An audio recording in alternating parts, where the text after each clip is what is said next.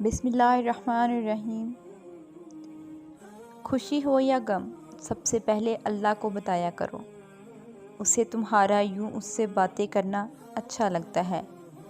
جب تم شکوے شکایت کرتے ہو، غم بری داستان سناتے ہو، رو پڑتے ہو اس کے سامنے، جب خوشی میں شکر کا سجدہ کرتے ہو، جب تنہائی میں بیٹھ کر اس کو اپنے سارے راز بتاتے ہو، جب سسکتے ہوئے یہ کہتے ہو کہ الفاظ نہیں اب یا رب، تم تو سسکیاں بھی سن لیتے ہو، جب ساری رات جا کر آسمان کو تکتے ہو، جب فیکون کی آس میں کن پر یقین رکھتے ہو، جب اس کی رضا کی خاطر درد کو سینے سے لگا لیتے ہو، اسے تمہارا یوں محبت کرنا، باتیں کرنا، التجا کرنا بڑا اچھا لگتا ہے، اور ایک وہی تو ہے جو ہمارا درد سمجھ سکتا ہے۔ زندگی کا ایک اصول بنا لیں، ہر خوشی ہر غم کا پہلا ہمراز اللہ کو بنائیں، اللہ سے باتیں کریں، اللہ کو دوست بنائیں، کیونکہ اللہ جسے تھام لے اور جو اللہ کی رسی تھام لے تو اللہ اسے کبھی تنہا نہیں چھوڑتا۔ اور لوگ تو بہت کچھ توڑ جاتے ہیں، دل، امیدیں، خواہشیں، نہ جانے کیا کیا، مگر اللہ تو محبت نبھاتا ہے۔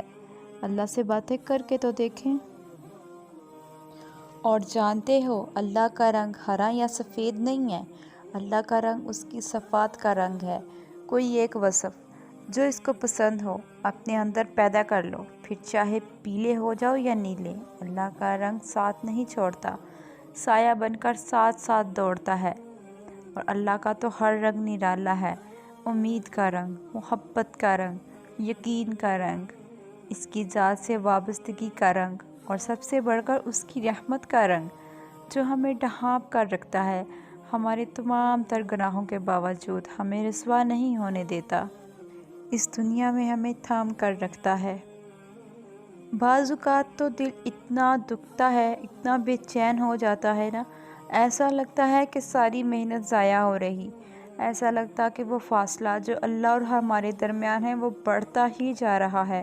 ایسے میں کیا کرنا چاہیے؟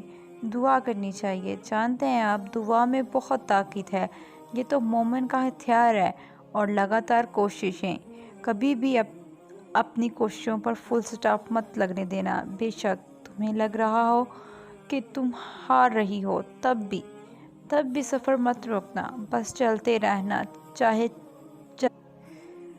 چلتے چلتے کتنے ہی زخم کیوں نہ آ جائیں۔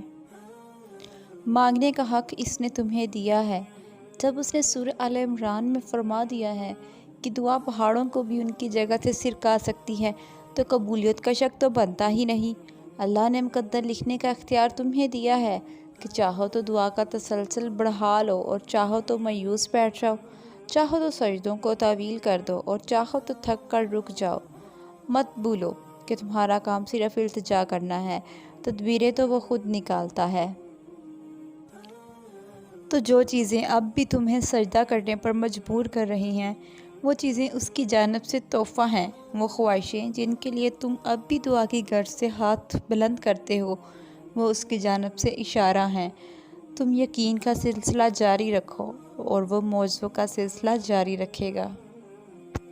اور جانتے ہو، اگر سب کچھ فوراً ملنے لگے اور ہو بہو ویسا ہی ملنے لگے جیسا تم چاہتے ہو، تو تمہیں کیسے پتہ چلے گا کہ جو چیز اللہ سے مانگ کر اور اللہ کو منا کر ملے، اس چیز کا مزہ ہی بن مانگے مل جانے جیسا نہیں ہوتا؟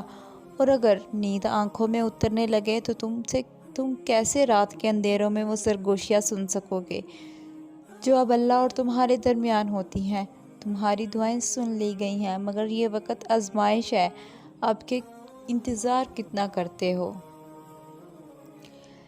جب تم مدد مانگتے ہو تب تم تک ان ذرائعوں سے مدد پہنچائی جاتی ہے جن کا تم تصور بھی نہیں کر سکتے، جیسے نوح تک پہنچائی گئی، کیونکہ تم اللہ کی مصلحتیں نہیں جان سکتے، اور دعائیں تو ناممکن کے لیے ہی ہوتی ہیں، اور جو نوح کا خدا ہے وہ تمہارا بھی تو خدا ہے۔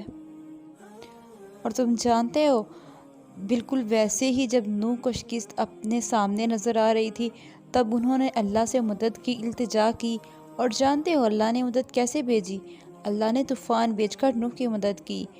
انہیں فتح سے ہمکنار کر دیا۔ اسی طرح ہر مشکل یا ہر دکھ تمہاری تباہی بن کر نہیں آتا۔